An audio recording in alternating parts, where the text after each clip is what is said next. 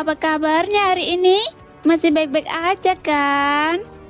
Di video kali ini kita melanjutkan cerita Donghua Battle Truck Devon. Oke, nggak usah lama-lama lagi, kita langsung aja ke ceritanya. Oh, begitu. Kakak Xiaoyan tampaknya cukup terampil dalam mengendalikan api. Dilihat dari intensitas api Anda, api itu sangat mirip dengan api klan Dewa Api kuno yang berasal dari alam tingkat tinggi. Wabuyu berkata perlahan. Ini bukan pertama kalinya Xiaoyan mendengar tentang alam ini. Guru dari kedua anaknya adalah King Zi, yang berasal dari klan Dewa Api kuno. Saya hanya cukup beruntung untuk memahami doa api. Tentu saja saya tidak bisa dibandingkan dengan para ahli di alam tingkat tinggi. Xiaoyan tersenyum tipis. Dia sangat mengerti bahwa dia hanyalah orang biasa bahkan di alam tingkat rendah. Apalagi di alam tingkat tinggi yang tak terjangkau. Api, jalan yang sangat dominan. Pemahaman kakak Xiaoyan tentang api cukup mendalam. Jika Anda bisa menerima bimbingan dari beberapa ahli dengan pemahaman api tingkat tinggi, Anda pasti akan mencapai puncak kejayaan di masa depan. Lanjut Wabuyu. Xiaoyan agak terkejut. Mereka hanya tinggal di kediaman Wabuyu sebagai teman Ding Yue. Namun kata-kata Wabuyu penuh dengan nasihat dan bantuan untuk Xiaoyan. Mengingat sifat Xiaoyan yang berhati-hati, sedikit kewaspadaan tak bisa dihindari terlintas di benaknya. Namun setelah berpikir lebih lanjut, ia merasa mungkin ia terlalu banyak berpikir. Pihak lain adalah dosen bintang 4, sosok kuat yang dianggap sebagai dewa perang di bintang merah. Mengapa ia harus merencanakan sesuatu melawannya dengan cara yang berbelit-belit? Sudah Xiaoyan, tidak perlu khawatir. Sudah Xiaoyan mengerti pikiran saya. Saya hanya mengucapkan beberapa kata tanpa berpikir. Wabuyu tentu saja memahami pikiran Xiaoyan. Karena dipahami oleh Wabuyu, Xiaoyan merasa sedikit malu. Ia jelas-jelas telah berperan sebagai penjahat untuk sesaat. Jadi ia hanya bisa tersenyum canggung. Di depan Wabuyu, ia sekarang tampak seperti semut, sama sekali tidak menimbulkan ancaman. Setelah berbicara, Wabuyu mengeluarkan guci anggur dengan tulisan 1000 kesedihan di atasnya. Guci itu masih belum dibuka, tetapi aroma anggurnya sudah tercium. Kakak Xiaoyan mengundangku untuk minum teh yang enak ini, jadi saya juga akan mengundang kakak Xiaoyan untuk minum teh favorit saya. Ini hanyalah hadiah dari kakak Ding Yue. Kurasa kakak Xiaoyan pernah mendengarnya sebelumnya. Ini adalah ramuan 1000 kesedihan. Hanya saja anggur ini terlalu enak untuk disimpan. Wabuyu berkata sambil tersenyum, sama sekali tidak mempedulikan kecurigaan Xiaoyan, dan malah dengan murah hati mengundang Xiaoyan untuk minum. Anggur itu sudah ke-8/10 penuh, dan keduanya saling membenturkan gelas dan minum dengan lahap. Setelah seteguk anggur pedas, perasaan menyenangkan yang tak tertandingi menyebar ke seluruh tubuh, tidak seperti ketenangan teh. Anggur lebih intens dan setelah intensitas itu muncul aroma yang ngeri. Perasaan yang dibawa oleh anggur dan teh benar-benar berbeda, masing-masing dengan keindahannya sendiri. Kakak Xiaoyan, apakah perjalanan Anda hanya untuk membantu kakak saya menemukan benih pemakan kekosongan itu? Setelah minum dengan lahap, Wabuyu merasa lebih baik dan mulai mengobrol dengan Xiaoyan. Xiaoyan mengangguk. Wabuyu melihat ekspresi Xiaoyan melanjutkan. Sudah Xiaoyan, Anda pasti sedang memikirkan hal lain. Melihat Anda minum anggur 1000 kesedihan dan masih tampak begitu melankolis, Anda pasti sedang memikirkan sesuatu yang bahkan anggur 1000 kesedihan pun tidak bisa meredakannya. Saya akan berpartisipasi dalam turnamen 1000 alam, tetapi yang konyol adalah saya bahkan tidak punya cukup uang untuk biaya perjalanan. Jadi saya harus bergantung pada sponsor Nona Ding Yue. Xiaoyan tersenyum getir. Wabuyu terkejut sejenak mendengar ini, lalu mengisi kembali cangkir anggur Xiaoyan. Turnamen 1000 alam? Tanya Wabuyu. Xiaoyan juga menatap Wabuyu. Dengan kekuatan saudara Buyu, Anda pasti pernah berpartisipasi sebelumnya, kan? Iya, saya pernah berpartisipasi dalam kompetisi ini sebelumnya, tetapi sayangnya, saya bahkan tidak lolos ilusi pertama. Jawab Wabuyu dengan senyum getir. Suyen terkejut mendengar ini. Kekuatan Wabuyu begitu besar, namun dia bahkan tidak bisa melewati ilusi pertama. Itu benar-benar sulit dipercaya. Dengan kekuatan kakak Buyu, bagaimana mungkin Anda gagal sekalipun? Apakah turnamen 1000 alam benar-benar sesulit itu? Suyen sulit mempercayainya. Wabuyu tersenyum dan menatap Suyen berkata, sejujurnya, kakak Suyen, kekuatan saya saat itu persis sama dengan kekuatan Anda sekarang. Mendengar ini, dahi Suyen mengerut dalam-dalam. Ini jelas merupakan pernyataan bahwa dengan kekuatannya saat ini, bahkan jika Suyen pergi ke turnamen 1000 alam, dia hanya akan menjadi umpan meriam. Sebenarnya tidak sesulit yang dibayangkan kakak Suyen. Alasan saya gagal memang saat itu mungkin lebih karena masalah kepribadian saya daripada kurangnya kekuatan. Dalam ilusi pertama, meskipun ada banyak peserta, sebagian besar adalah tim dari alam atau bintang tingkat rendah. Dan mereka semua memiliki kekuatan sekitar dosian bintang 1. Lagi pula, di bawah level 10.000 tahun, tidak banyak orang yang bisa menonjol. Wabuyu tersenyum tipis sambil menatap alis Suyen yang mengerut dan menjelaskan. Kompetisi seperti turnamen 1000 alam mungkin menggiurkan bagi alam tingkat rendah dan menengah. Tetapi bagi alam tingkat tinggi, itu jelas hanya membuang waktu. Lanjut Wabuyu. Ini adalah sesuatu yang tidak diketahui Suyen, dan Wabuyu bersedia menjelaskannya kepadanya.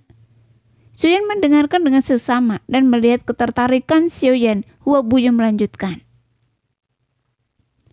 Jadi dalam kompetisi ini, melewati ilusi di babak pertama tidak terlalu sulit. Namun begitu Anda memasuki ilusi kedua, pada dasarnya itu adalah pertemuan para jenius dari berbagai alam. Mencapai peringkat dalam 2000 teratas di ilusi kedua menjadi sulit. Terutama beberapa murid dari alam menengah, mereka memiliki sumber daya yang melimpah. Dan sebagian besar dari mereka telah menembus ke tingkat dosian bintang 2 atau bintang 3. Bagi mereka yang berusia di bawah 10.000 tahun, bakat kultivasi dan kecepatan mereka benar-benar menakutkan. Jika Anda bisa masuki ilusi kedua, maka sebagian besar musuh yang Anda hadapi kemungkinan besar berasal dari alam menengah. Adapun kompetisi terakhir, itu akan menjadi pertarungan para jenius paling luar biasa dalam 10.000 tahun terakhir. Wabuyu dengan sabar menjelaskan kepada Suyen. Suyen pertama kali mengetahui tentang turnamen 1000 alam dari Xiao Wutian, dan kemudian Lindong menyebutkannya, tetapi semuanya agak samar. Hari ini, Wabuyu memberinya pengantar terperinci, memungkinkan Suyen untuk memahami sepenuhnya seluruh turnamen 1000 alam.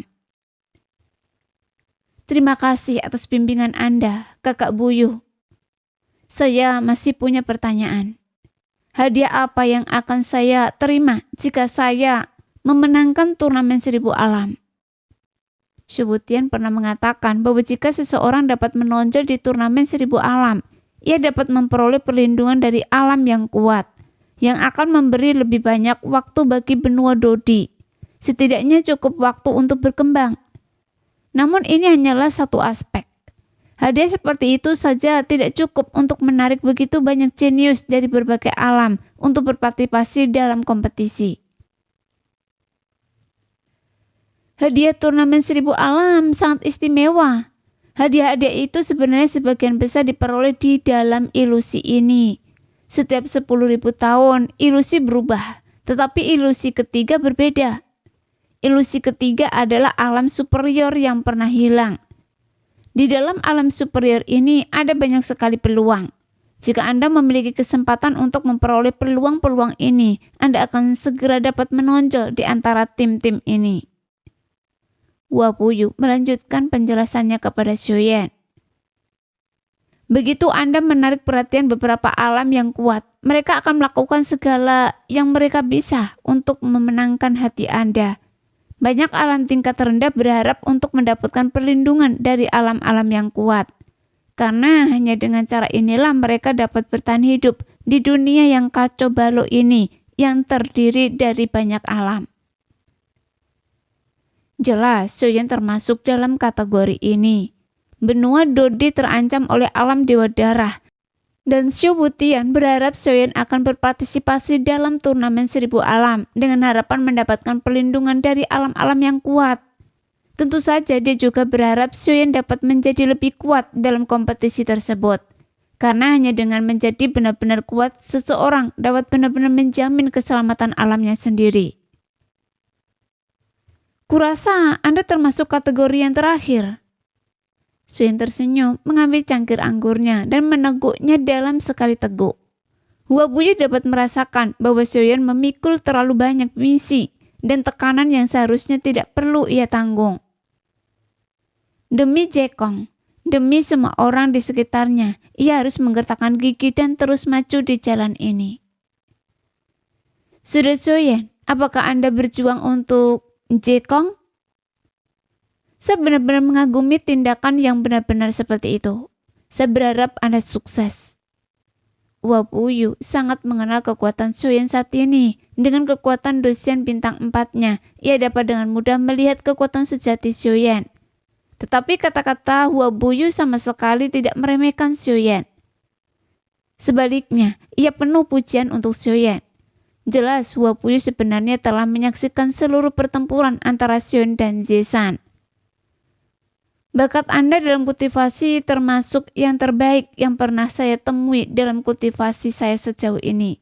Seiring waktu, Anda pasti akan memiliki tempat di antara para jenius masa depan. Hua Buyu memuji Soyen. Menghadapi pujian setinggi itu dari Hua Buyu, Soyen sedikit malu dan hanya bisa tersenyum malu-malu. Setelah minum beberapa gelas anggur lagi, telinga Hua Buyu memerah dan matanya berkabut karena alkohol. Setelah beberapa saat, Hua Buyu menatap Soyen dengan sungguh-sungguh. Kakak Soyen, bisakah Anda membantu saya? Jika Anda setuju, saya pasti akan memberi Anda hadiah yang memuaskan. Kata Hua Buyu tiba-tiba. Soyen terkejut. Dengan kekuatan Hua Buyu, apa yang mungkin dia butuhkan dari bantuan Soyen? Apa itu? Kakak Buyu, silakan bicara sepuasnya, jawab Soyen. Setelah berbicara, Hua Buyu tiba-tiba mulai membuka pakaiannya. Soyen terkejut dan pipinya langsung memerah. Hua Buyu sudah lebih menawan dan cantik daripada seorang wanita, dan tindakan yang tiba-tiba membuat Soyen terdiam. Kakak Buyu, apa maksudnya? Tanya Soyen dengan canggung, pipinya memerah. Hua Buyu mengabaikan Soyen dan terus membuka pakaiannya. Setelah beberapa saat, seluruh bagian atas tubuh Hua Buyu terbuka. Ketika Soyen melihat bagian atas tubuh Hua Buyu, pupil matanya menyipit tajam dan pipinya sedikit bergetar. Kabut hitam terlihat jelas di jantung Hua Buyu, dan kabut hitam ini mulai menyebar secara bertahap, mengubah separuh tubuh Hua Buyu menjadi hitam. Biasanya, Hua Buyu berpakaian rapi, jadi tidak mungkin untuk mengetahuinya. Saudara Buyu, ini kebencian dan racun. Soyen melihat kabut hitam di tubuh Hua Buyu dan tergagap tak percaya. Hua Buyu mengangguk lalu dengan cepat mengenakan pakaiannya kembali. Jika saya tidak salah, Saudara Soyen adalah seorang alkemis, dan alkemis tingkat tinggi pula. Dengan kekuatan jiwa alam suci dan do api, saya sulit percaya Anda bukan seorang alkemis. Setelah berpakaian, Hua Buyu menatap Soyen dengan serius dan Soyen tidak membatahnya, mengangguk. Saat ini, saya seharusnya mampu memurnikan pit tingkat 8 atau bahkan ke-9 kaisar. Soyen menjawab dan Hua Buyu mengangguk sedikit. Saya rasa kakak Soyen sudah menebak apa yang saya butuhkan bantuan kakak, kata Hua Buyu. Soyen menatap Hua Buyu, benar-benar bingung dengan tindakannya. Hua Buyu adalah penguasa bintang dari bintang merah. Bukankah bintang merah memiliki seorang alkemis yang lebih kuat darinya? Kakak Buyuh, apakah Anda ingin saya memberikan pil untuk menghilangkan rasa dendam ini? Jawab Soyen ragu-ragu. Dan Wabuyu menatap Soyen dengan serius lalu mengangguk. Kebencian ini berasal dari bintang merah. Kakak Soyen pasti pernah mendengar asal-usulnya. Itu memang dulunya inti iblis dari seekor binatang buas yang ganas. Meskipun para penguasa bintang dari setiap generasi memperoleh kekuatan yang sangat besar darinya, mereka juga dimakan oleh kekuatan ini. Tidak ada penguasa bintang yang dapat hidup lebih dari 20.000 tahun sebelum sepenuhnya diracuni oleh kebencian ini dan mati. Terlepas dari kekuatan mereka, tidak ada yang bisa lolos dari malapetaka ini. Menjadi penguasa bintang merah membutuhkan pengorbanan ini. Saya sudah putus asa, tetapi saya pernah mendapatkan resep dari tokoh yang kuat selama turnamen 1000 alam. Menurut resep itu, kebencian ini dapat sepenuhnya ditekan. Wabuyu melanjutkan. Kebencian ini sangat menyakitkan ketika berefek, sangat menyiksa bagi orang biasa. Soyen bahkan tidak bisa membayangkan mengapa Wabuyu bisa tetap begitu tenang. Melihat ini, Soyen tidak bisa menahan rasa sakit hati. Sudah Buyuh, dengan kemampuan saya khawatir saya tidak bisa memurnikan pil yang Anda butuhkan. Soyen tahu bahwa kekuatan kebencian ini jauh melampaui racun biasa, dan kebencian ini terus-menerus mengikis tubuh Wabuyu siang dan malam. Pil ini seharusnya menekan kebencian di tubuh penguasa bintang, tetapi kenyataannya, pil ini menekan kebencian dari bintang merah ini. Sudah Soyen, tidak perlu merasa terlalu tertekan. Anda tahu masalah ini sangat sulit dan tidak dapat diselesaikan hanya dalam beberapa hari. Namun saya tidak bisa hanya duduk diam dan menunggu kematian. Saya akan meminta bantuan beberapa alkemis kuat dan bukan hanya Anda seorang. Sudah Soyen, izinkan saya memberitahu Anda tentang hadiah saya terlebih dahulu. Saya akan memberikan 1/5 kekuatan bintang merah kepada orang yang dapat membantu saya memurnikan pil ini. Sederhananya, saat ini saya adalah dosen bintang 4, tetapi saya baru menyerap 1% kekuatan bintang merah. Jika saya bisa mendapatkan 1/5 kekuatan bintang merah, saya akan memiliki kesempatan yang luar biasa. Adapun tingkatan apa yang bisa saya capai, itu akan berbeda-beda dari orang ke orang. Wabuyu melanjutkan. Soyen terkejut mendengar ini. Sebagai penguasa alam, dia tahu betul betapa menakjubkannya memberikan 1/5 kekuatan alam. Hadiah seperti itu pasti akan menimbulkan kehebohan besar. Dari sudut pandang ini, kesulitan mendapatkan pil yang dibutuhkan Wabuyu adalah sesuatu yang belum pernah dicapai siapapun hingga saat ini. Kakak Buyuh, saya khawatir. Soyen kurang percaya diri. Kesulitan memurnikan pil semacam ini jauh melebihi pemahamannya. Dan bahan-bahan obat yang dibutuhkan berada di luar imajinasinya. Wabuyu perlahan duduk, terus minum seolah-olah tidak terjadi apa-apa. Soyen dapat melihat secercah harapan menyala di mata Wabuyu. Dia tidak ingin mati. Soyen terdiam lama, lalu perlahan menghela nafas dan berkata, Kakak Buyuh, bolehkah saya melihat resepnya? Setelah mengatakan ini, mata Wabuyu berbinar dan dia segera mengeluarkan resep dan menyerahkannya kepada Soyen. Resep ini jelas bukan yang asli tetapi salinan, meskipun isinya persis sama dengan aslinya. Ramuan obat yang dibutuhkan sebenarnya tidak banyak, tetapi 3 ini, sumber api, sumber simbiosis jantung api.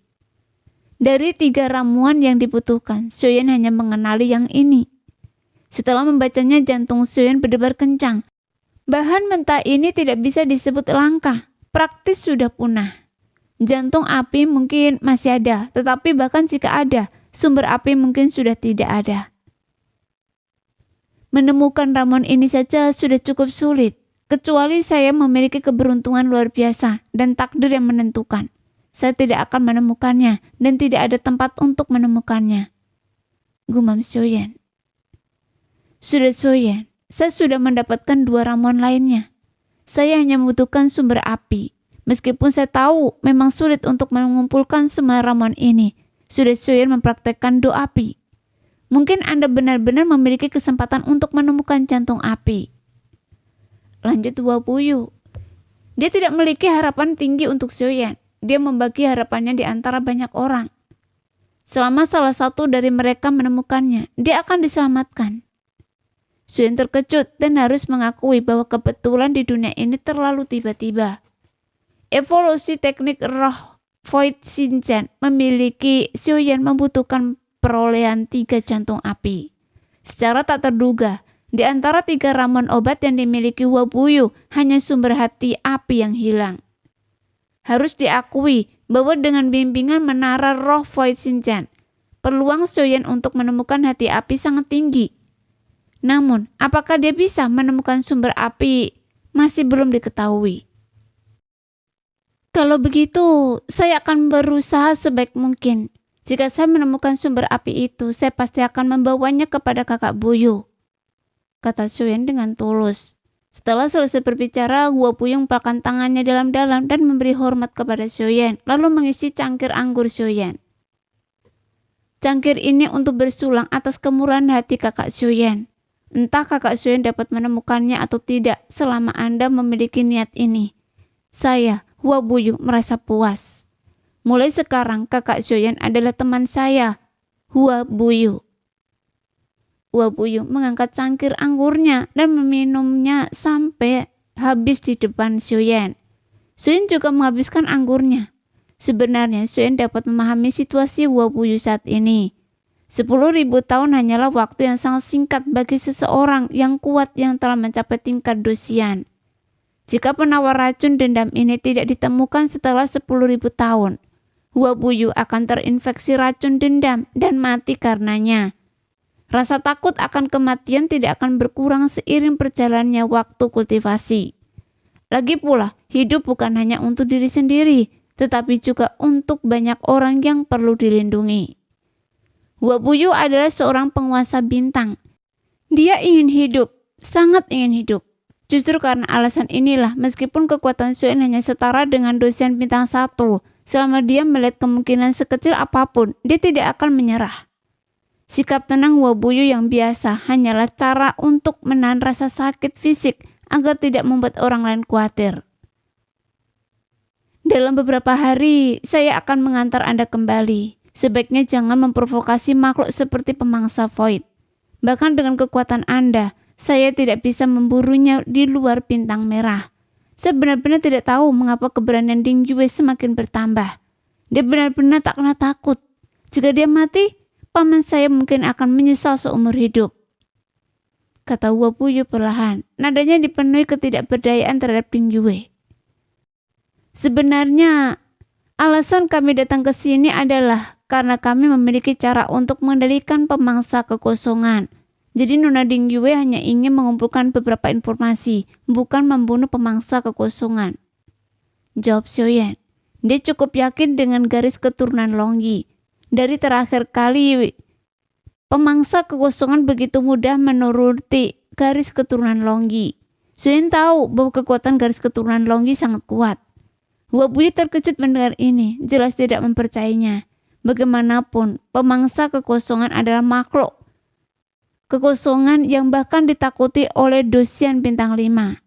Makhluk semacam ini sangat dominan. Ia dapat langsung menyerap Anda, dan cairan lambungnya yang kuat dapat mencerna hampir 99% benda di dunia. Ia bahkan dapat melahap bintang-bintang kecil.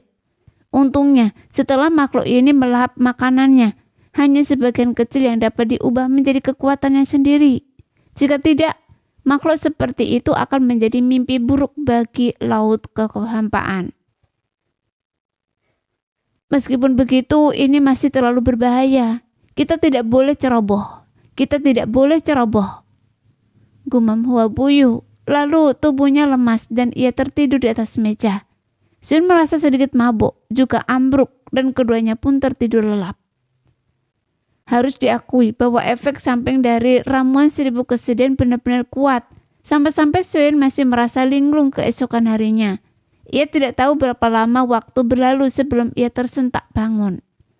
Xiaoyan perlahan membuka matanya. Alkohol di tubuhnya belum sepenuhnya hilang dan kepalanya masih terasa pusing. Melihat ke bawah, ia melihat Xiaozhan menggendongnya di punggung, berlari ke depan dengan sekuat tenaga. "Xiaozhan, apa yang Anda lakukan?" Xiaozhan segera tersadar dan bertanya. Ding Yue juga ikut berlari, lalu memutar matanya ke arah Xiaozhan dan berkata, "Kita harus keluar dari sini selagi kakak saya masih mabuk. Kalau tidak, kita tidak akan bisa pergi begitu dia bangun." Xiaozhan merasa kesal sekaligus terdiam. Ia benar-benar tidak menyangka Ding Yue akan memanfaatkan kesempatan seperti itu. "Nona Ding Yue, ini mungkin tidak pantas." Xiaozhan menggelengkan kepalanya tak berdaya di punggung Xiaozhan. Mendengar itu, Ding Yue menatap Xiaozhan dengan tajam dan berkata dengan nada genit, "Anda tidak bermaksud mengingkari janji Anda, kan? Manfaat apa yang diberikan kakak saya sehingga Anda ingin berubah pikiran dalam waktu sesingkat ini? Katakan pada saya, berapa banyak pil sumber ki asal abadi yang diberikan kakak saya kepada Anda?" "Tidak, tapi kakak Anda sangat mengkhawatirkan Anda." Xiaozhan melanjutkan. Ding Yue memutar matanya ke arah Xiaozhan dan menjawab, "Bukankah itu Anda? Apa yang Anda takutkan? Tidak akan ada bahaya." Setelah Ding Yue selesai berbicara, Xiaozhan benar-benar tidak bisa membantahnya. Xiaozhan menggendong Xiaozhan kembali ke bahtera tak kena takut, dan baru kemudian Xiaozhan perlahan membiarkan alkohol dalam tubuhnya menguap. Sebelum Xiaozhan sempat setuju, Ding Yue langsung mengendalikan bahtera tanpa takut dan dengan cepat melarikan diri, meninggalkan bintang merah dengan kecepatan tinggi. Dalam sekejap mata, dia menghilang tanpa jejak. Namun begitu mereka pergi, Hua Buyu muncul, melayang di atas bintang merah. Masih tampak terhuyung-huyung karena alkohol. Dia menggelengkan kepalanya tanpa daya sambil menyaksikan bahtera itu menghilang, berkata perlahan, "Gadis yang merepotkan." "Ada jejak pemangsa kekosongan di sekitar sini, jadi seharusnya tidak jauh dari kita. Ukurannya sangat besar, menemukannya seharusnya tidak sulit," kata Ding Yue perlahan, sambil melihat peta bintang di atas meja, merenungkan rute selanjutnya dan bagaimana meningkatkan peluang bertemu mangsa kekosongan. "Mari kita pergi ke utara bintang merah dulu. Medannya sangat terbuka dan seharusnya ada lebih banyak binatang kekosongan. Pemangsa kekosongan membutuhkan makanan dalam jumlah besar, jadi peluang untuk bertemu dengannya di sana seharusnya jauh lebih tinggi," kata Ding Yue, sambil melihat peta bintang dan mendiskusi dengan Xiaozhan. Tiba-tiba kapal berguncang, dan Xiaozhan tiba-tiba berdiri, pandangannya tertuju pada laut hampa. Alisnya berkerut. "Tidak perlu mencari lagi, sepertinya kita beruntung. Kita langsung bertemu satu." Xiaozhan berjalan ke tepi dek dan melihat ke bawah ke dalam kegelapan. Kekuatan jiwanya memiliki jangkauan terbatas di laut hampa, tetapi Longyi dapat merasakan garis keturunan pemangsa hampa. "Longyi, apakah saya benar?" Xiaozhan bertanya kepada Longyi yang diam dan mengerutkan kening dalam-dalam. Arus udara yang kuat meraung di bawah kapal. Berdasarkan ukurannya, Xiaozhan hanya bisa memperkirakan secara kasar bahwa itu adalah pemangsa hampa. "Ayah, iya, itu pemangsa hampa." Setelah menerima konfirmasi dari Longyi, Xiaozhan menjadi waspada. Di laut hampa yang gelap, jika mereka tidak hati-hati dan tersedot ke dalam perut pemangsa hampa, itu akan menjadi bencana. Longyi dapat merasakan pemangsa hampa melalui hubungan antar garis keturunan mereka. Pandangannya tertuju ke bawah. Dia melanjutkan, "Ayah, itu tepat di bawah kita." Xiaozhan terkejut. Jika sahabat pemangsa kekosongan datang langsung ke arah mereka, itu akan berbahaya. "Longyi, coba berkomunikasi dengannya." Xiaozhan buru-buru berkata kepada Longyi, khawatir dia mungkin dimangsa oleh sang pemangsa kekosongan. "Tuan Muda Xiao, lihat, sepertinya ada beberapa bahtera di sana." Xiaozhan juga terus mengamati sekitarnya. Dia memiliki mata yang tajam dan dapat melihat beberapa bahtera di dasar laut yang gelap dan hampa. Bayangan mereka muncul dan menghilang di kejauhan. Mereka memang tampak seperti bahtera. Mungkinkah ada orang lain yang mencari sang pemangsa kekosongan? Xiaozhan menyipitkan matanya. Jika demikian, pihak lain seharusnya ditemani oleh banyak individu yang kuat. Dalam hal ini, Xiaozhan tidak ingin Longyi mengungkapkan kemampuan garis keturunannya. Jika itu menarik keserakan orang lain, dengan kekuatan mereka saat ini akan sulit untuk melindungi mereka. dan mereka akan berada dalam situasi yang sangat berbahaya. Ayah, saya sudah berhasil menghubunginya, kata Longgi dengan gembira. Sebelumnya ia berkomunikasi menggunakan raungan naga yang agak kasar, tetapi ia menemukan bahwa ia dapat membangun koneksi mental dengan pelahap kekosongan, berkomunikasi melalui ikatan darah yang halus. Apa yang dikatakannya? Tanya Xiuyan, agak terkejut. Ia tidak menyangka Longgi benar-benar dapat berkomunikasi dengan pelahap kekosongan. Itu yang kita temui di kota 1000 bintang.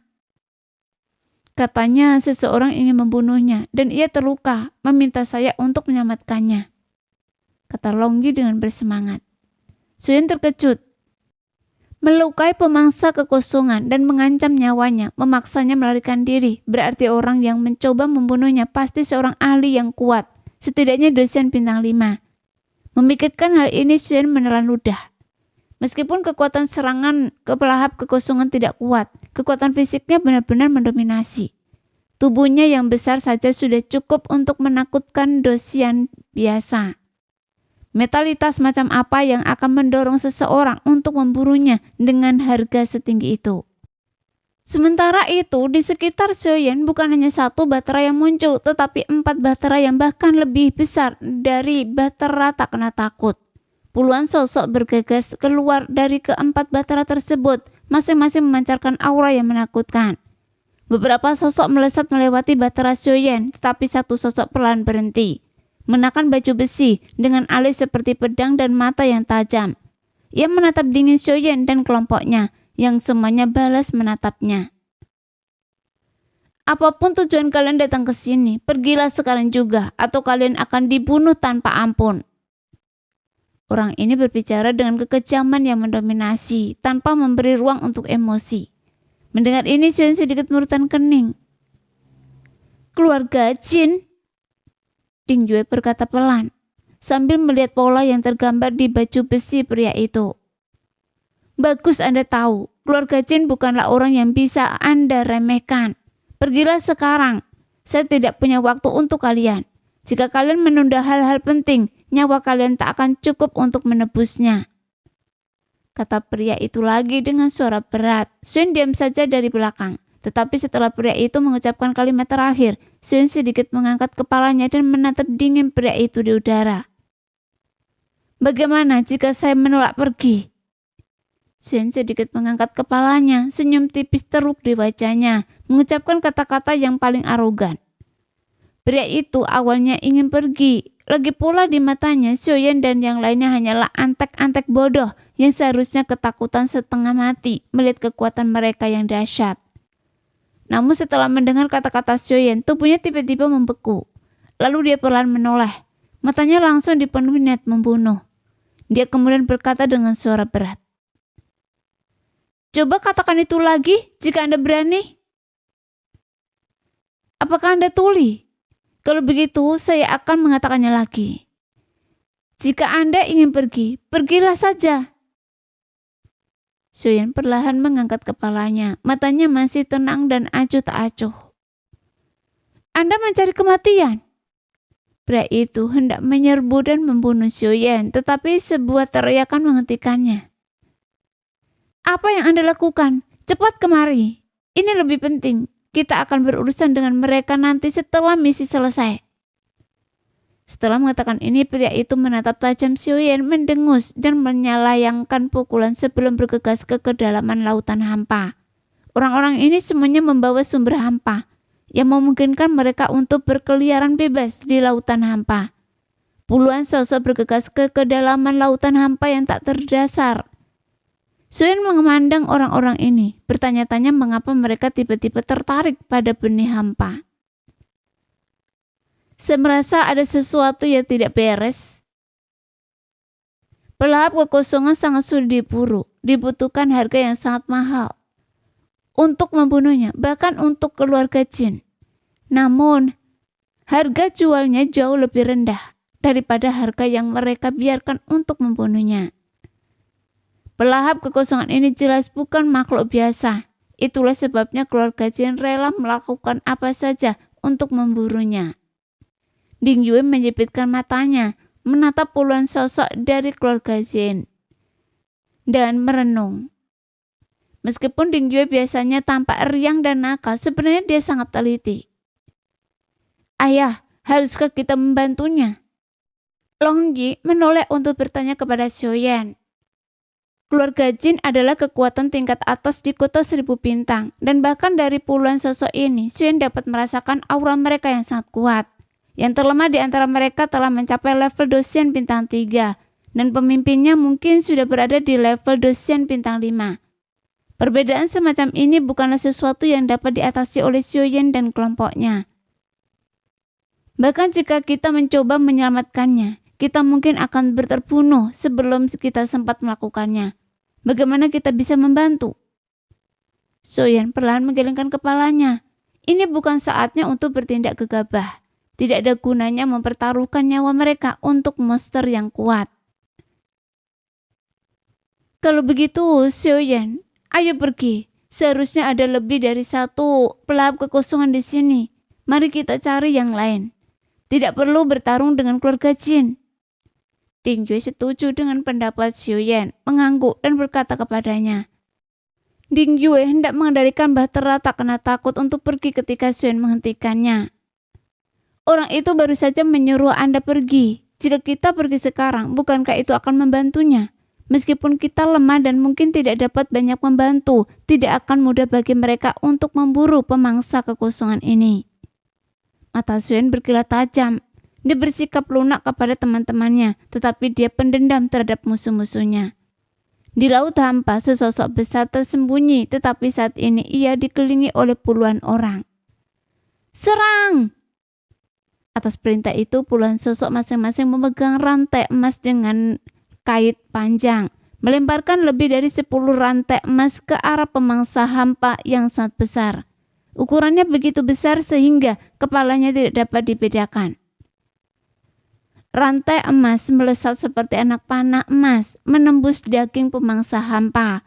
Pemangsa hampa yang sebelumnya tenang gemetar hebat dan mulai menggeliat liar. Karena ekornya yang sangat besar, kecepatannya lambat, tetapi kekuatannya luar biasa. Blokir! Tepat ketika pemangsa hampa berjuang mati-matian, perintah lain terdengar. Cahaya dari rantai emas di tangan setiap orang menyatu menjadi lingkaran, membentuk penghalang melingkar yang menyelimuti seluruh tubuh pemangsa hampa. Semua orang mencurahkan energi abadi mereka ke dalam penghalang, dan akhirnya pemangsa hampa berhenti berjuang. Penghalang itu benar-benar melumpuhkannya. Kalian bisa mengerti kata-kata saya. Serahkan kunci istana roh petir dan kami akan mengampuni nyawa kalian. Jika tidak, kalian akan celaka. Teriak pemimpin kelompok itu dengan suara berat, menggunakan energi sumber keabadiannya untuk menyampaikan maksudnya. Suaranya bergema keras di seluruh lautan kehampaan.